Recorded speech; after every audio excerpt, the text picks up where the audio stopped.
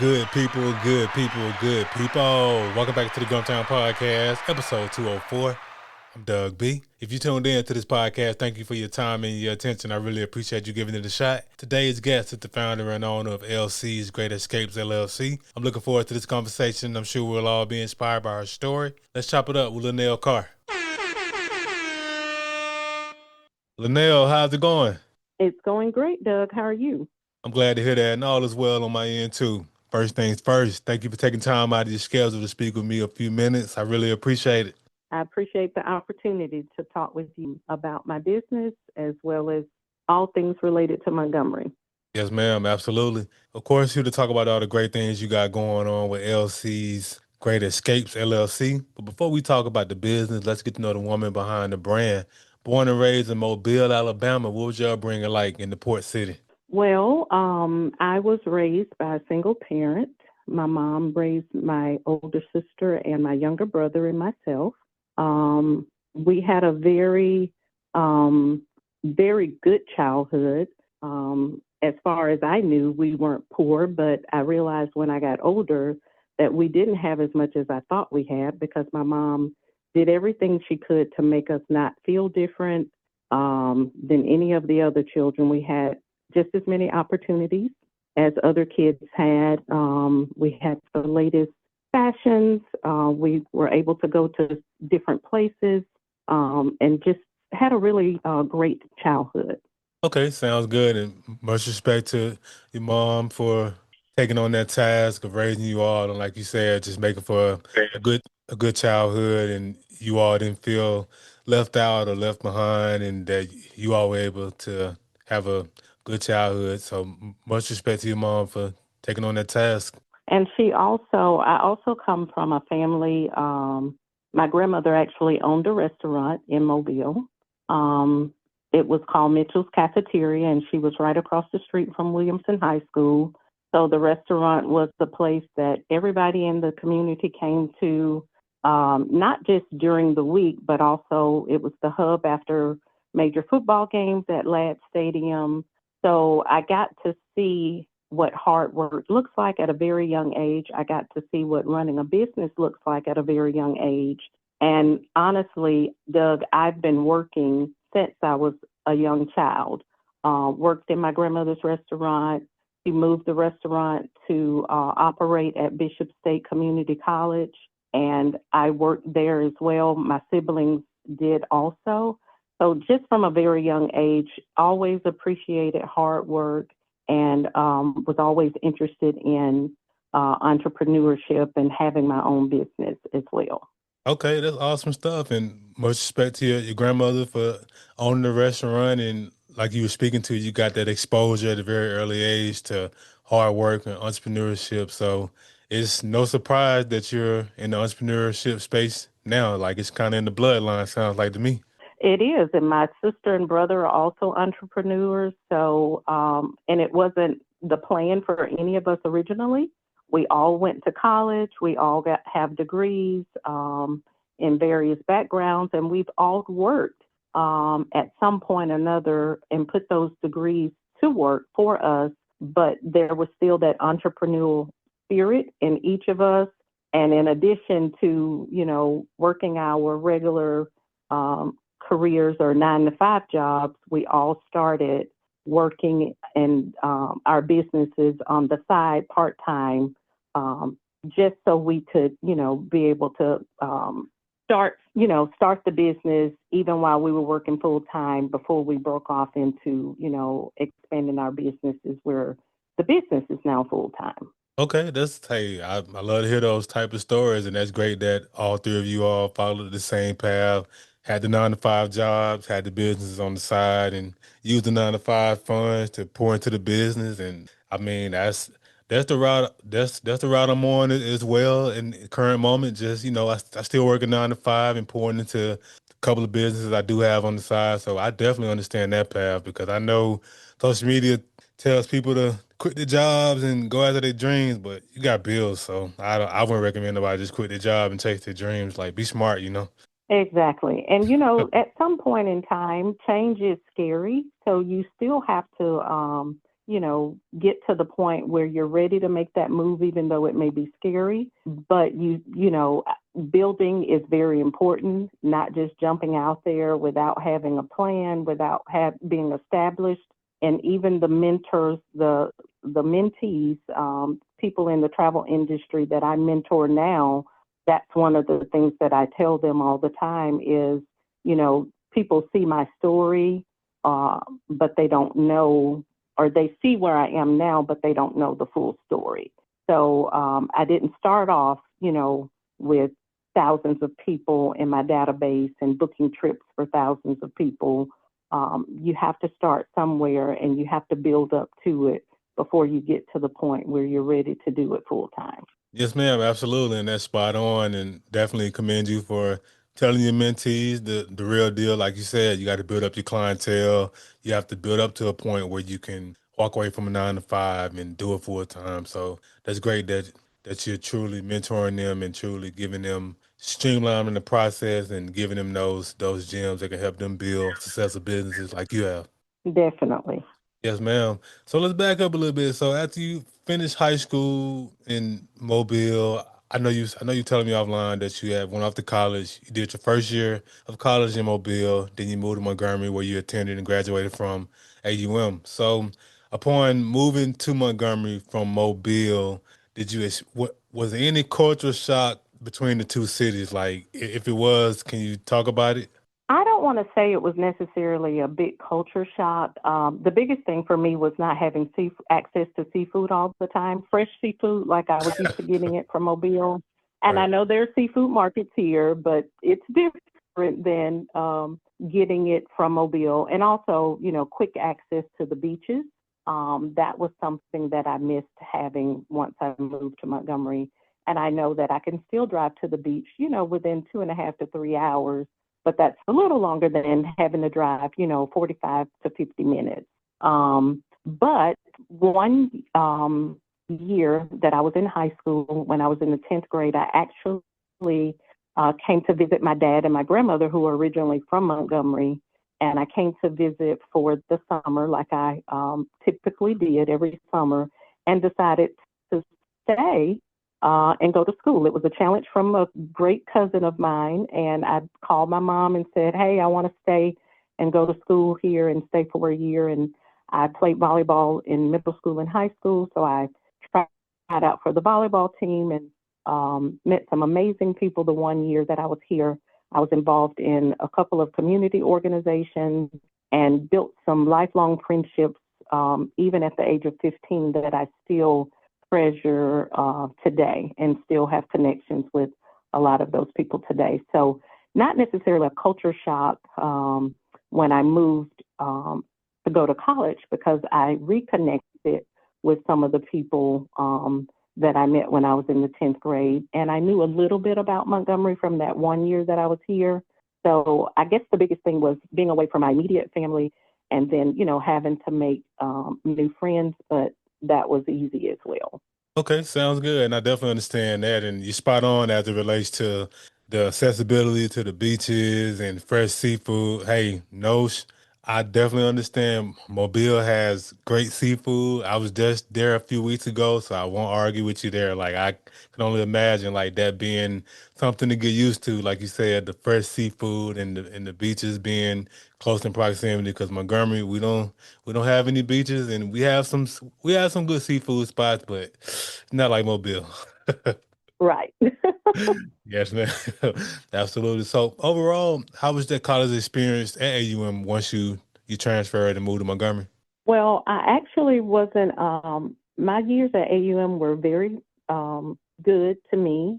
I did not have the traditional college experience because I didn't stay on campus. I lived off campus, and so my experience was a little bit different, but the professors that I had were absolutely amazing. I loved the small community feeling versus being in a larger school where you're just a number. I never felt like that at AUM. I was always able to contact my professors and be in touch with them. We had their home numbers, cell phone numbers, and office numbers. They weren't just, you didn't have to just stick to office hours if you needed to communicate with them. So it was a really great experience. I think that it definitely helped connect me with some different people within the community. And again, people that I still communicate with now. And it also helped to prepare me for my career in education, in special education, as a matter of fact.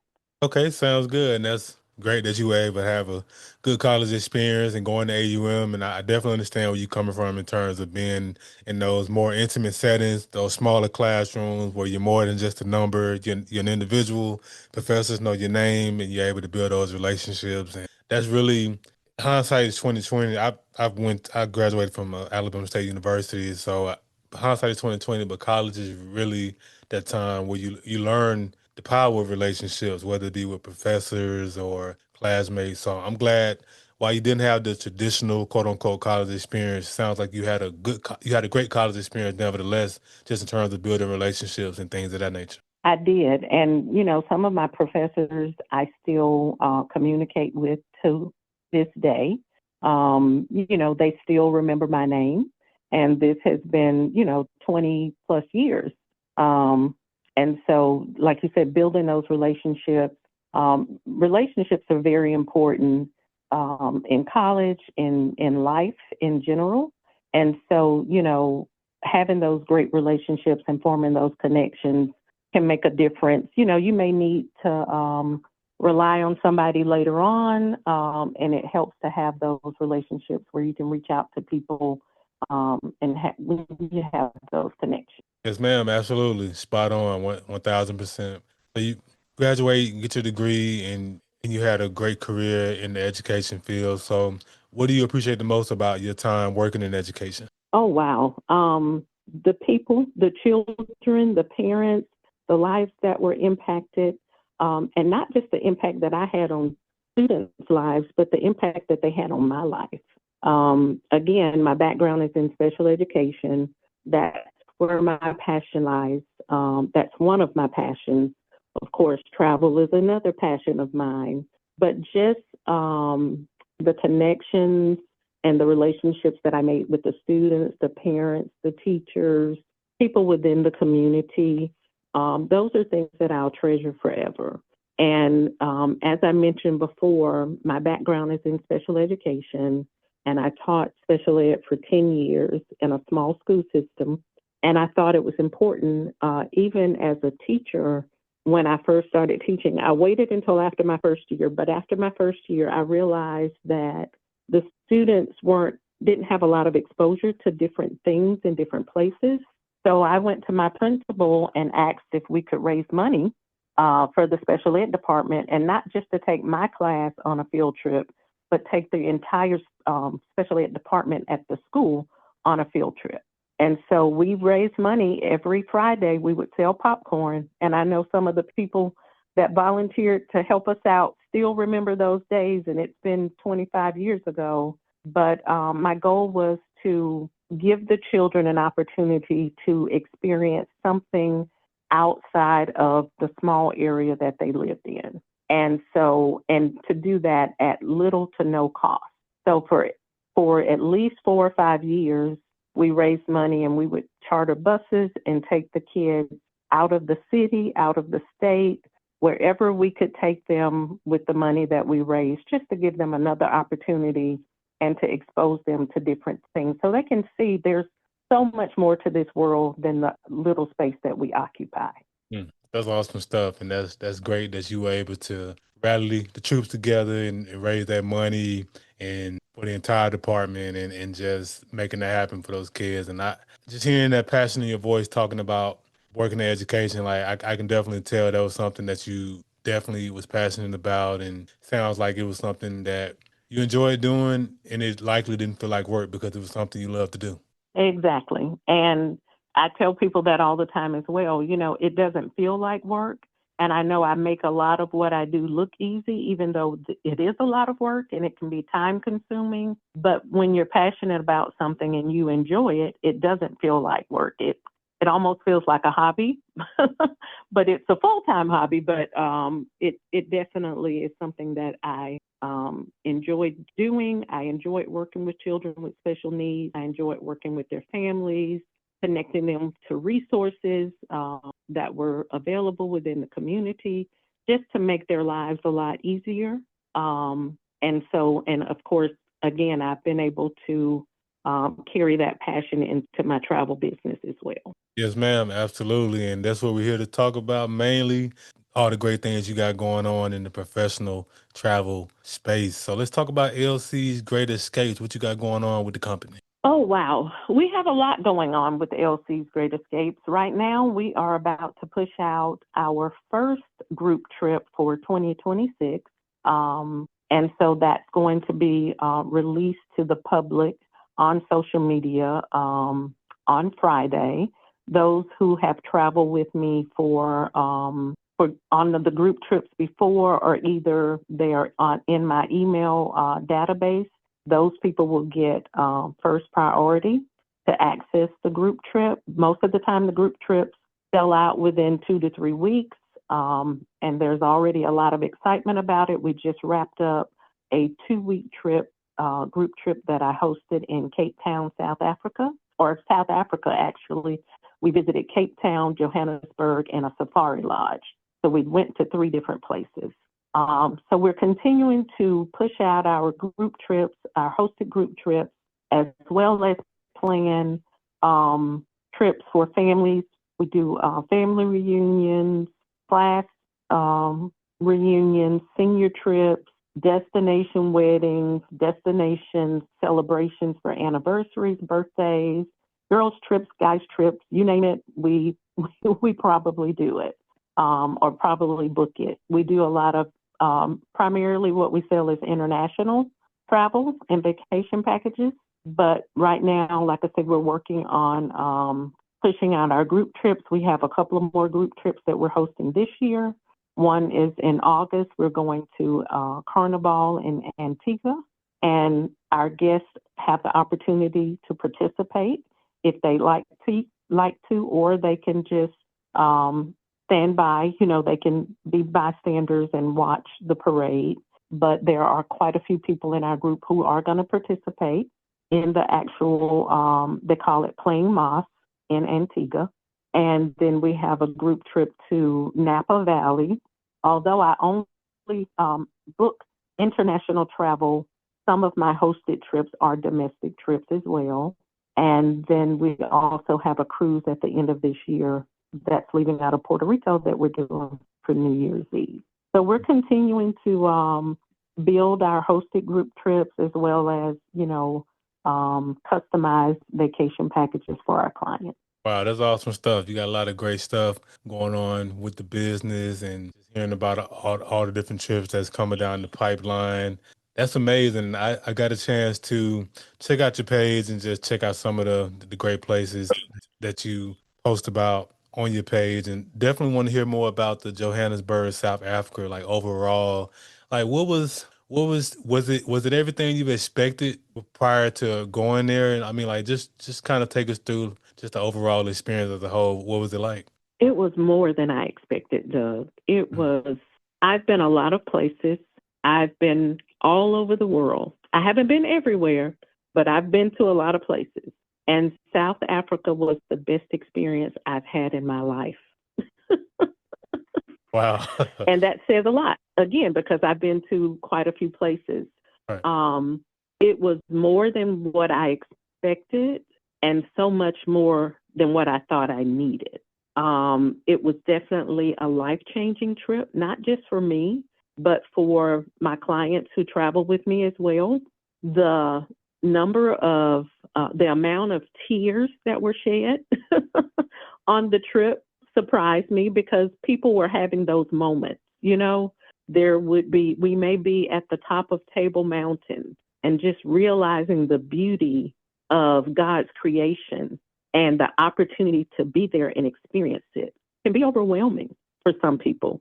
And I'll be honest, as much as I travel, it still always takes me aback. The views, the plane, flying, the clouds, I don't take any of it for granted. So I'm always just blown away by God's grace and his mercy and the beauty of everything that he's created. And Hmm. the people in South Africa are some of the friendliest, most hospitable people I've ever come across. The customer service was exceptional. You know, in the US we have a standard for customer service. A lot of us say Chick-fil-A is the standard. Right. You know how Chick-fil-A trains their people. And I used to work at Chick-fil-A, and my girls worked at Chick-fil-A as well. That was their first job. And a lot of times we say Chick-fil-A is the standard for training and sales and customer service. Now we say, when I say we, myself, along with the people that went with us, South Africa is the standard for service. There was nothing that was too much to ask for. There were there was nothing that you could ask for that, they wouldn't get for you or try to make happen for you. They were very attentive, very happy to be there, very happy to wait on you. Again, it was just an unbelievable experience. Wow, that's amazing. And I just like I said, just hearing you talk about it and just looking at some of the posts that you made, everything from the safari to the skydiving to to everything to the entire adventure, like definitely looks like it was a great trip and like you said, just life changing and just witnessing God's creations, God's beautiful creations from the animals to the beautiful water. So that's great that you all had an amazing experience and you all had the Chick-fil-A type of experience over there in South Africa. That's amazing. Yes, I would say Chick-fil-A on steroids or times Mhm. 10. That's how Okay. great the service was. And again, it wasn't just myself. I wasn't the only one who had those sentiments. There were other people in the group that expressed, the same sentiments as well. And it just was the history, the culture, the food. It has something for everybody. And I'll say this, I've been to a lot of places, and I do encourage people to get out and travel as much as they can. But if South Africa is not on your list, put it on your list. That's what I would tell everybody. It's a place that everybody needs to experience. Okay. Awesome stuff. Definitely gonna add it to my list. Like I said, just looking at the pictures and just looking at hearing you talk about it, definitely sounds like a great place, a beautiful experience. So while you over there, Linnell, did you try any exotic foods? Did you try anything outside of the box, outside of the norm, chicken, beef, turkey? Like did you try anything outside the norm? I want to say I had some beef that was not what we would consider regular beef. I can't remember what it was exactly, but I'm not too adventurous when it comes to trying lots of different foods. I do try things based on the way they look. So if it doesn't look appealing and appetizing, I may not try it. I'm a little bit more adventurous when it comes down to actual adventure. Like you said, I didn't skydive, I paraglided, Okay. which entailed jumping off the side, running and jumping off the side of a mountain Okay, my bad. Okay. with a parachute and a pilot. But it still was, it was pretty adventurous.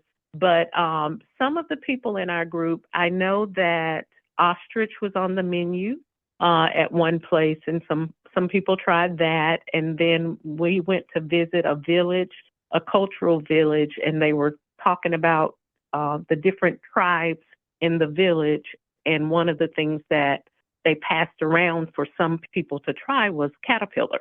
Okay. And so a couple of people in our group tried that, but no, I'm not that adventurous. I don't have any great stories to tell you about these exotic foods that I ate. Hey, I completely understand, Linnell. I stick to what I know. And again, I think I tried some beef dish, but I don't think it was just an extremely exotic, animal. Okay, I completely understand that. I'm in the same boat. I stick to what I know. I mean, I don't eat pork anyway, but I stick to the chicken, beef, and turkey, like all the other ostrich and caterpillar. Yeah, I'm good on that. I understand where you're coming from when you say that. But I No will say judgment. this, all of the food that I had for 2 weeks was good. I didn't have a single meal that was a bad meal or that I wasn't satisfied with. Everything that I had was good. And I consider myself to be a foodie. Maybe not as big of a foodie as some other people, but I do like, really nice fine dining experiences, nice dining experiences. Doesn't have to always be fine dining, but I like great food, and I'm real big on presentation and quality. And everything we had was really, really good in South Africa. Okay, And awesome. really, the difference that I noticed too when I travel to certain countries versus here in the U.S. is I think the food is a lot cleaner. And so when you're eating, you don't feel full and bloated and, like you do here after you eat meals, sometimes you feel like you want to take a nap or you just feel a little lethargic. And I didn't feel that way. And actually, the ironic thing is, as much as I ate, I lost a few pounds. And Nice. that's only happened a couple of other times when I've gone to other countries. And the difference is the quality of the food that we're eating. Yes, ma'am. I definitely understand that, and trust me, there's no secret that over here in the States, our food is loaded with preservatives and all type of chemicals. So everything you're saying in terms of what happens to us once we eat, we get what they call the itis, and that's great. That's great that you, yeah, they call it the itis. So that's great that you got a chance to have some fine dining experiences, some great clean food while you was over there in South Africa and just all the different adventures. And like I said, just looking at the pictures, the videos that you posted, definitely looks like it was a great experience. And I'm glad that that was your most memorable trip to date. And that's amazing. Well, thank you. I appreciate it. And we are planning to go back in 2027, just FYI, if you think Okay. you might be interested. Okay. If I didn't have other things on the books already for 2026, I'd go back next year for sure. But I'm going to have to push that one back to 2027. Okay. Yes, ma'am. Absolutely. So as it relates, I know you say majority of your trips is international. Do you have any memorable destinations or places that you visited in the States that you can share with us? I guess, well, New York is one of my favorite places. It's probably my favorite city in the U.S. I do visit New York quite often. The last time I went to New York, I just decided to do a day trip. Flew up early that morning and came back late that night, but got in some shopping, a Broadway play, um, afternoon tea at Bergdorf Goodman, and a little sightseeing. Believe it Okay. or not, got quite a bit done in a day. But New York is probably my favorite place in the U.S. I do my first memorable trip. I will say was when I was 12 years old, and it was the first time I flew on a plane from Mobile to Seattle, Washington. And actually, it was Tacoma, Washington, going to visit some family friends, and I went to spend the summer with them when I was 12, and that was what really sparked my interest in traveling. That very first plane trip that I took at the age of 12. Wow. And I've been interested in traveling ever since. So instead of birthday parties, I do destination birthday trips. My girls, I have two girls, and now that's what they prefer to do as well. They're a little bit older now, but the youngest one, her first birthday trip was when she was 11. And after that, she never wanted any more parties. She just wanted to take a trip Wow. to celebrate her birthday. So, of course, I love going to the Emerald Coast. I love the beaches in Destin, Miramar Beach, Santa Rosa. Love those areas as well. Those are nice, quick, trips that you can take, and you don't have to get on a plane. I also like Napa Valley. That's one of my favorites too. Going wine tasting in Napa is one of the things that I've enjoyed. Okay, awesome stuff, and that's great. Just hearing just that initial experience at 12 years old, flying from Mobile to Tacoma, being like that spark that pretty much gave you that passion for traveling, and that's great that you passed it down to your daughters. And versus birthday parties, hey, we about to get on this road, we're gonna hop on this plane and go travel somewhere. Hey, I love to hear it. Yes, and I even tell people, Destination weddings are less expensive than traditional weddings. You can save half, if not more than half, of what you would spend having a wedding in the States, a traditional wedding and, reception. If you do a destination wedding, it'll save you a lot more money. And it could also be a vacation for your guest as well. Yes, ma'am. Okay, that's great information. I never would have guessed that the destination wedding would be a lot cheaper, but definitely appreciate you for sharing that information. That's great. Yes, ma'am. So Of course. yes, ma'am. So whenever I have entrepreneurs on the platform like yourself, I like to talk about three things: the aha moment, action, and audacity. Take us back to your aha moment when you first had the idea to take your love for traveling, your passion for traveling, and turn it into this business. Oh, wow.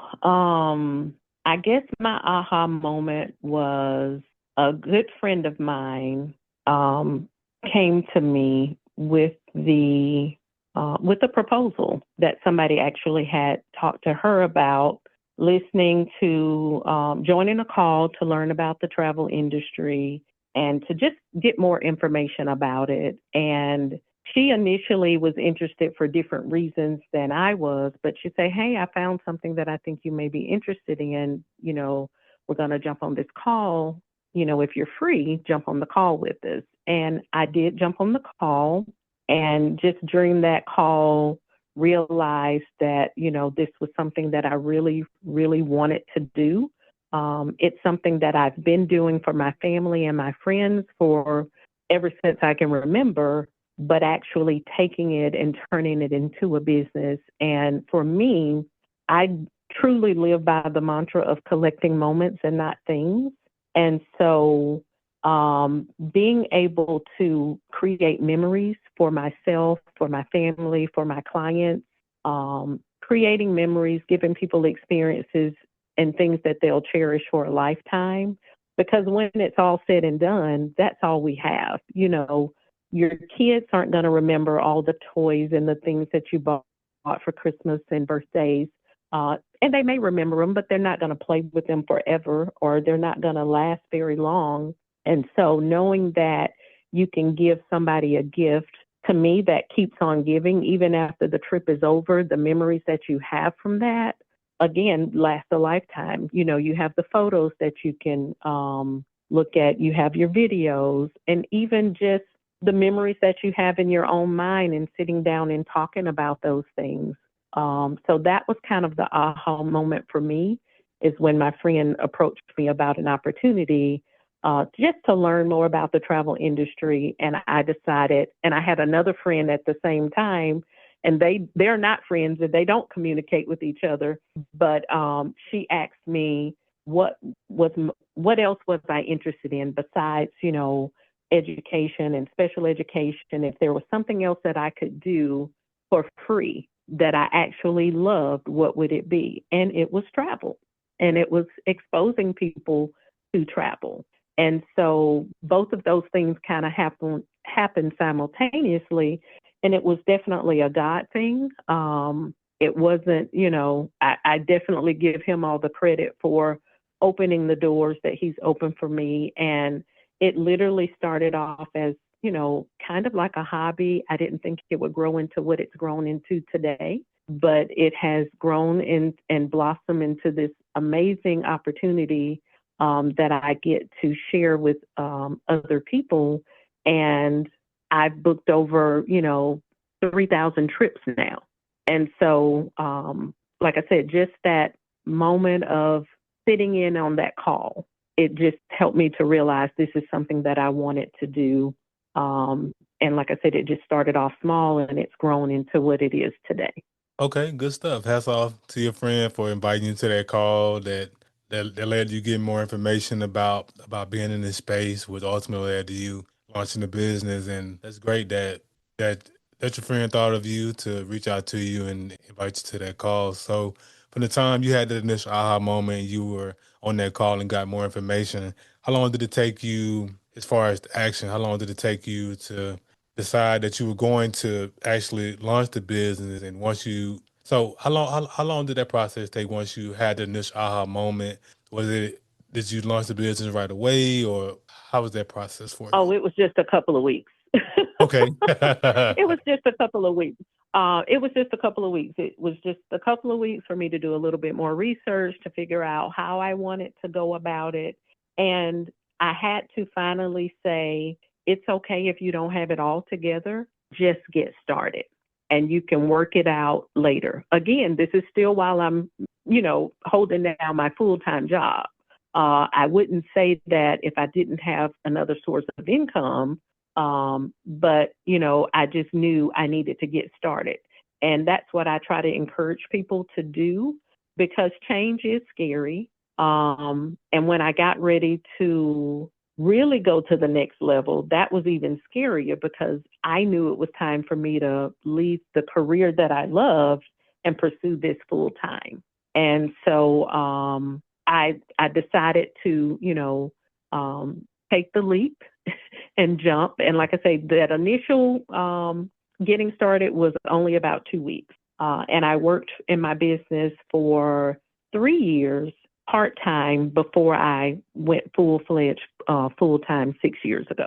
Okay, that's awesome stuff. So a couple of weeks after you got some more information, was on the call, you got right to it, you got started, and hey, that's the way to go, Linnell. I mean, because it's so easy to get caught up in overthinking, overanalyzing, waiting for the perfect time, waiting for this, waiting for that, and when you do that, all you do is you wait and you never get started. So that's great. Right.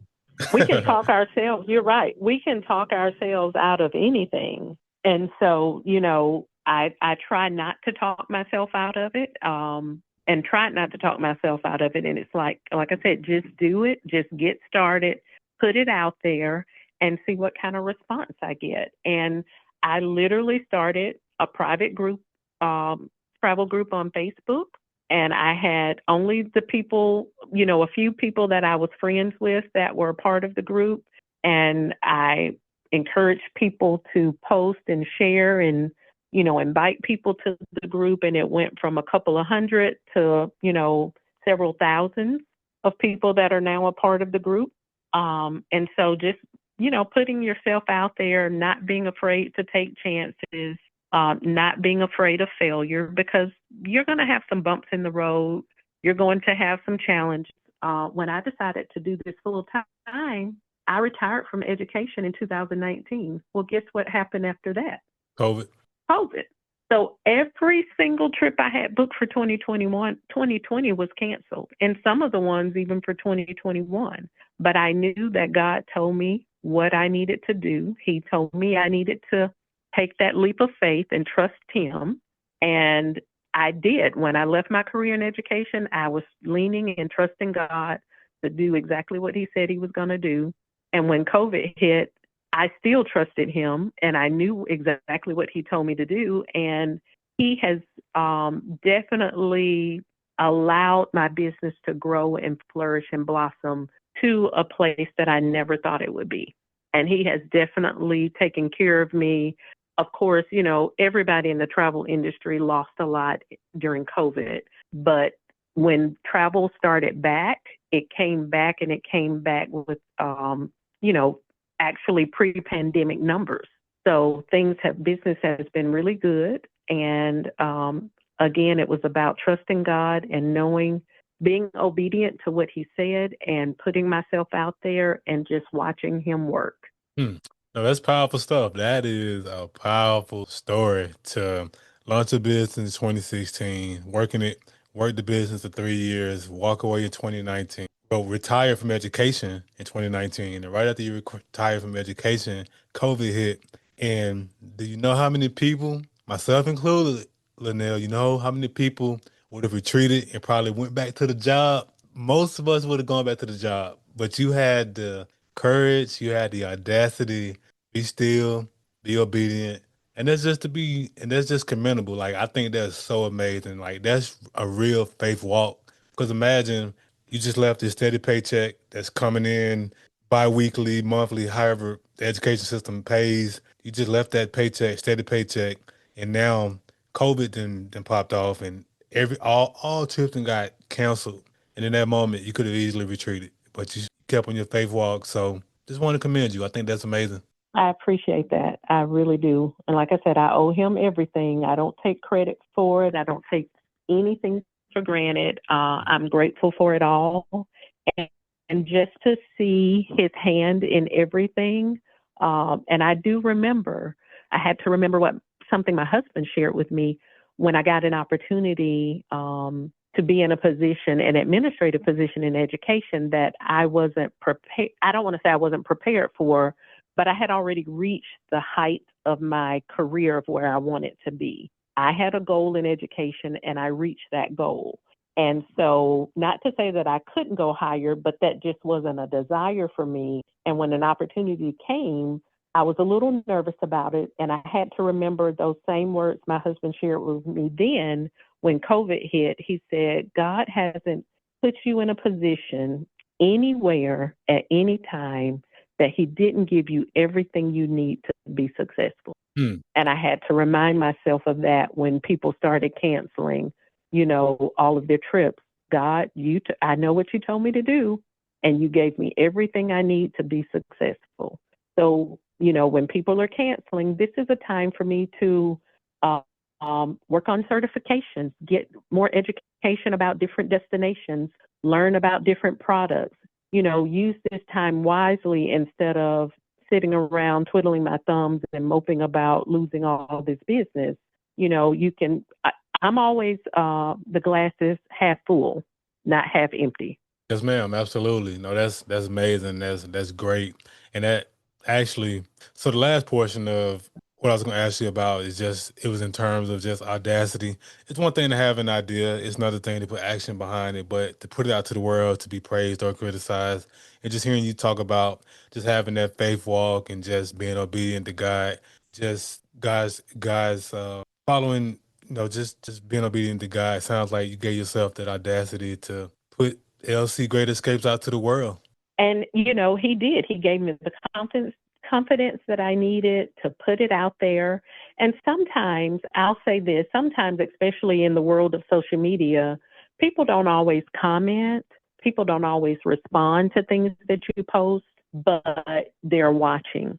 And so even when I'm talking to the people that I mentor, you may not see it right away, but somebody is looking at your work. People are watching you. They're watching you to see how you respond. They're watching you to see how you move. They're watching whether you know it or not. So just like you mentioned that you saw my post, about my business in a Facebook group, other people see that as well. Or I'll even have clients to travel, and sometimes they'll come back and I always send a follow up email, with just for them to reply and respond to let me know how their trip was. Well, whenever you get surveys, a lot of people don't respond to surveys, but their repeat business lets me know that they're satisfied. Their referrals of me to other people lets me know that they're satisfied. So those things together give me the courage and the strength that I need to keep going and to keep, pursuing my passion, as well as the stories that people share with me from their trips. I've planned a lot of trips for people first time leaving the country, first time being on a plane, memories that people create with their families and with their friends. Those things are priceless to me. And to know that I had a part, that people trusted me enough to be a part of that, it definitely gives me everything that I need to keep going. Yes, ma'am. That's powerful, and that's spot on what you were saying, just in terms of as it relates to having a business in the social media space. Hey, continue to show up and post. People are watching, and that's why it's important to continue to market yourself, continue to put yourself out there. Because hey, had you not posted in that Facebook group, I wouldn't have saw all the great things you had going on. I wouldn't have saw the safari and all the great things you did in South Africa, and we wouldn't be having this conversation. So hats off to you for marketing your business and putting it out there to the world. I appreciate that. Definitely. Yes, ma'am. So I got to ask you this, Linnell. Once COVID cleared up and we were able to come back outside, what was the first trip you booked? Oh gosh. The first trip I booked for myself personally was a trip to Cabo. Nice. Cabo is one of my favorite places in Mexico, and that was the first trip that I booked. Actually, I went in October of 2020. I was willing to take the test, to leave the country, take the test, to come back into the country. I just needed to travel. Travel is my therapy. Hey, So my first trip was to Cabo. I And completely. then I had a really big group trip to Bali planned in 2020, and I had to cancel it. So that trip was rebooked as well for the following. I think we ended up doing Bali in 2023.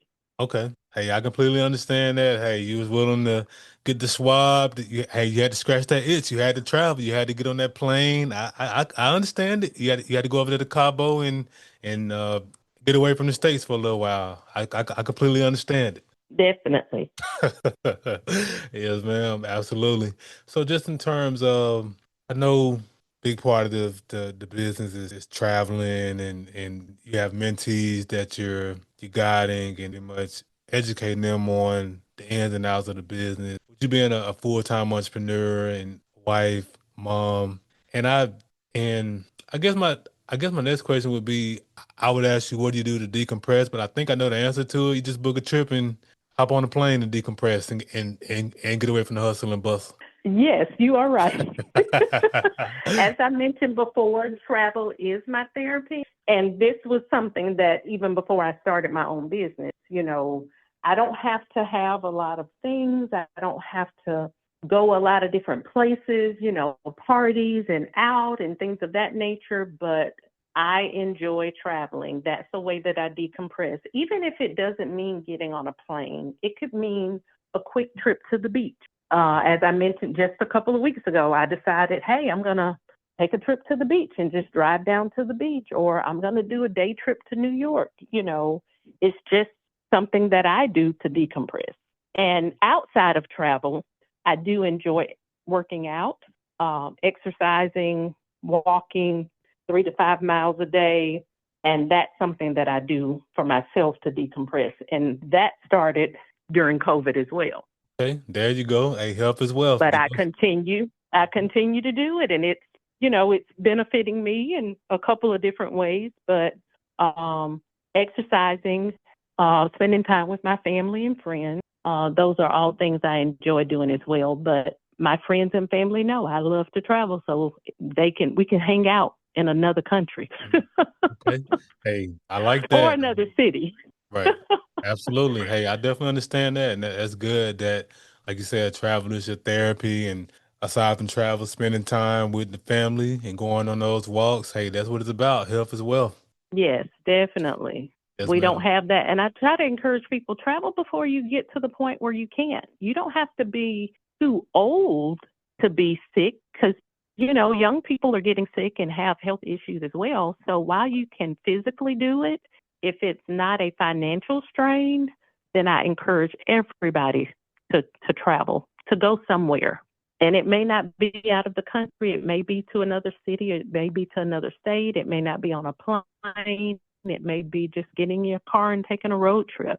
But I just always encourage people to get outside of the, I don't know, 5 to 10 mile radius where you live and work and see what else is out there. I learned years ago, probably 10 to 15 years ago, that Alabama has wine trails. And I didn't know that. And I bet a bunch of people, didn't know that Alabama had wine trails. So, there are lots of things in our own backyard that we have no clue about that we don't take advantage of and we don't appreciate. Yes, ma'am. No, spot on. That's great, and I agree wholeheartedly, Linnell. I love to travel as well. I mean, even if it's just going to Birmingham for a day or Atlanta for a day, it's just something about being in a different city, inhaling some different air. Like it's just needed. Like travel is. I definitely understand. Like when you say travel being your therapy, I definitely understand that because it's it's definitely needed, especially these days. I mean, it's so easy to just scroll on your phone and just live your life through social media. But like you said, experiences, travel, getting out there, that's what life is all about. So travel, I'm all for it. You spot on with that. Definitely. And like you said, it doesn't have to be a lot. It could just be a day trip, putting gas in your car and driving to Atlanta. Go to a different city to go have dinner, or lunch, or, just have, like you said, a different experience. There's just a lot to see and a lot to do, and it doesn't always have to cost a lot of money either. Right. Yes, ma'am. Absolutely. So you've done great things in this travel agency space, this professional travel agency space, and I know great things are coming down the pipeline, which leads to my next portion, vision. What are a couple of places on your bucket list you haven't gone to yet that you look forward to going to sometime soon? Well, two places I'm planning to visit next year, and that's Japan and Thailand. Those are two places on my bucket list. I do want to go back to the east coast of Africa, or go to the east coast of Africa. I haven't been to the east coast. I've been to South Africa and I've been to northwest Africa where Morocco is. But I would love to go to the east coast of Africa and visit a few other places. My daughter, my oldest daughter, wants to go gorilla trekking, and so I'm thinking about doing that with her, which that will be in Africa as well. There are only a couple of places that you can do that. There are only two continents that I haven't visited. Not certain if I'll ever make it to Antarctica, but that's one of the places that I haven't been. I'm a little concerned about the boat ride there, so I'm not certain if I'll get to check that one off my list. But like I said, Japan and Thailand, the Seychelles in East Africa are some places that are on my bucket list. Okay, that's awesome stuff, and I'm pretty sure you'll visit those places, have a good time, and you'll continue to add more and more stamps to your passport and continue to travel. Enjoy this thing called life. That's amazing. It's life is meant for living. Yes, ma'am. Absolutely, absolutely. So as we wrap up the podcast, I want to ask $1 million question. So I started this podcast because I wanted to highlight the greatness connected to the city of Montgomery. Whether you were born here or lived here for a significant period of your life, be it college, military, or work, you living in Montgomery, operating in business in Montgomery, Lynell. I want to ask you, what do you appreciate the most about the city of Montgomery? Wow. The people, there's a deep rooted sense of pride here. The history, the resilience of the people here, and not just that, but the progress that Montgomery is making. Being a part of that of the community that honors its past while building a better future is very inspiring to me. I love the fact that Montgomery focuses a lot on small businesses. And just like I say, the history and the resilience and the progress that the city has made and the people of Montgomery have made continues to inspire me. Yes, ma'am. Powerful stuff. Lynell, how can the people connect with you? What are your social media handles and website? Yes, I am on Instagram as LCS Great Escapes underscore. That's LCS Great Escapes underscore.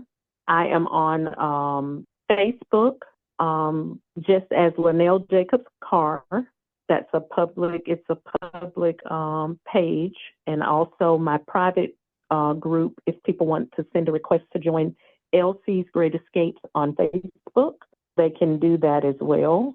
And they can also send any inquiries to info@lcsgreatescapes.com.